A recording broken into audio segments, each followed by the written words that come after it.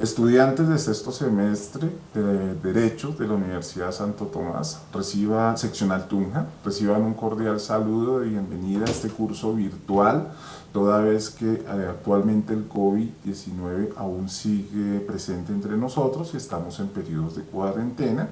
Espero que todos ustedes se encuentren en sus casas, que hayan sido prudentes con todas las medidas de protección de salubridad que ha impartido la Secretaría de Salud, y que seamos responsables, recordemos que no estamos solos, que todos tenemos padres, todos tenemos abuelos, niños, y que tenemos que ser ordenados y juiciosos para que todo salga muy bien y avante, y que próximamente nos podamos reencontrar en el aula física. Pero bueno, el día de hoy vamos a hacer el primer video de clase virtual respecto al tema de capacidad para comprar o para vender. Ya hemos visto el contrato de compra-venta, que es el tema que estamos adelantando en las clases presenciales. Y ahora vamos a determinar quiénes son las personas capaces para comprar o vender.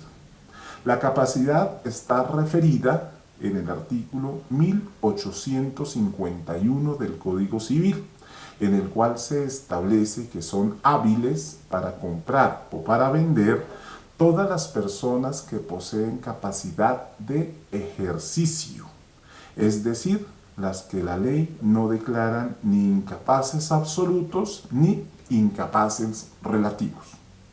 Es allí donde nos tenemos que referir a clases anteriores, donde establecimos los elementos de validez de todos los contratos de que trata el artículo 1502 del Código Civil.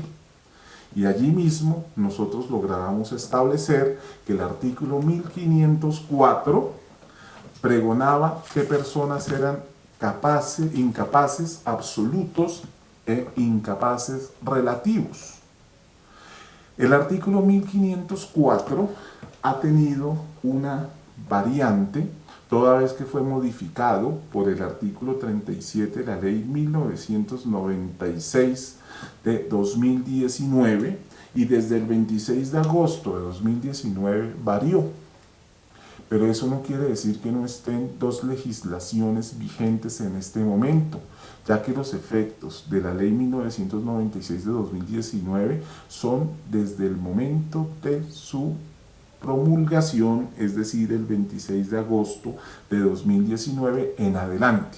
Y todos los negocios jurídicos que se habían suscrito en compraventas desde la fecha 26 de agosto de 2019 hacia atrás siguen por el régimen de capacidad de la otrora o el antiguo artículo 504, en donde establecía que eran incapaces absolutos todos los dementes legalmente declarados interdictos, todos los impúberes, es decir, los menores de 14 años de edad, y todos los sordomudos que no se puedan dar a entender por escrito o por algún otro medio, como también nosotros lo vimos en la sentencia C-983 de 2002.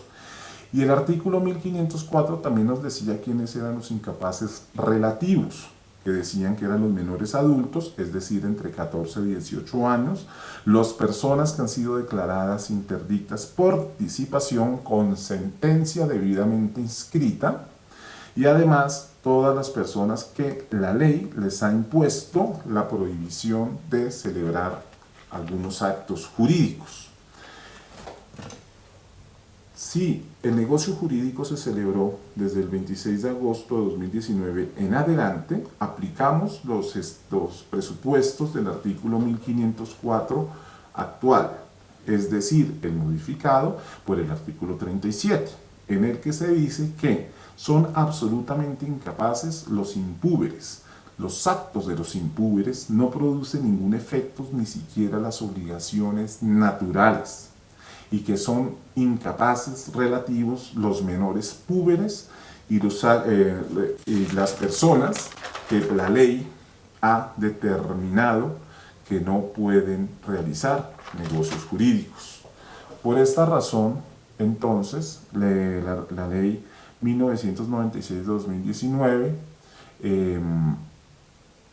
elimina la institución jurídica de la interdicción y crea un programa de apoyos en donde se presume la capacidad de todas las personas que antes nosotros declarábamos interdictos y se le nombra personales de apoyo para que ellos puedan desarrollar las actividades jurídicas, laborales y comerciales de las personas que están representando.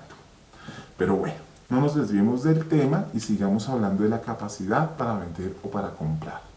Entonces, en Colombia son capaces para vender y para comprar todas las personas que tengan capacidad de ejercicio.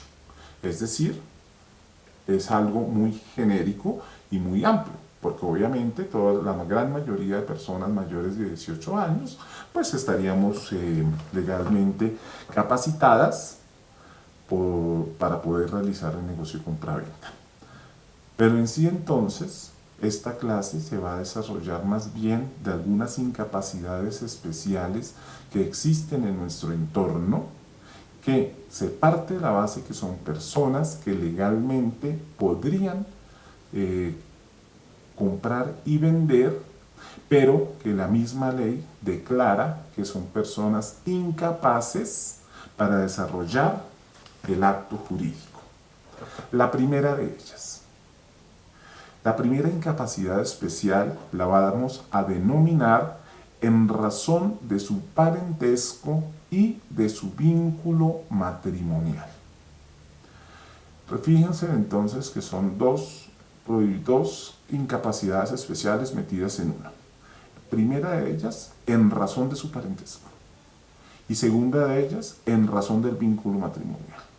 Entonces, en razón de parentesco, tenemos que la venta realizada entre padres e hijos de familia no emancipados, es decir, que todavía estén bajo la patria potestad de sus padres, está prohibida y originaría una nulidad absoluta.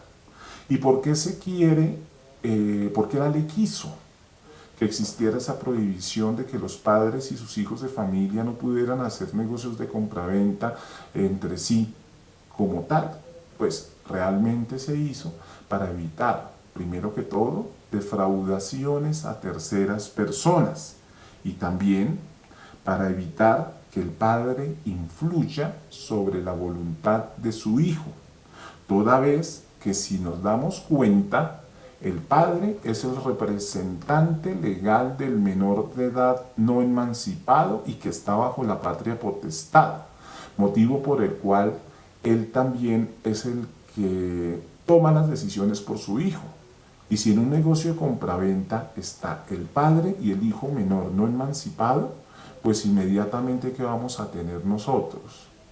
Vamos a tener un conflicto, toda vez que el papá es el mismo quien está comprando y aceptando vender el bien porque representa la voluntad de su hijo menor no emancipado bajo patria potestad.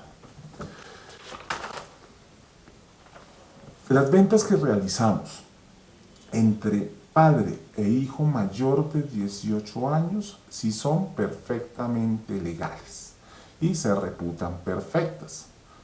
No, pues solamente cuando se logra determinar que la escritura fue simulada y que se hizo para defraudar a un tercero, pues la misma podrá ser retrotraída con su respectiva acción.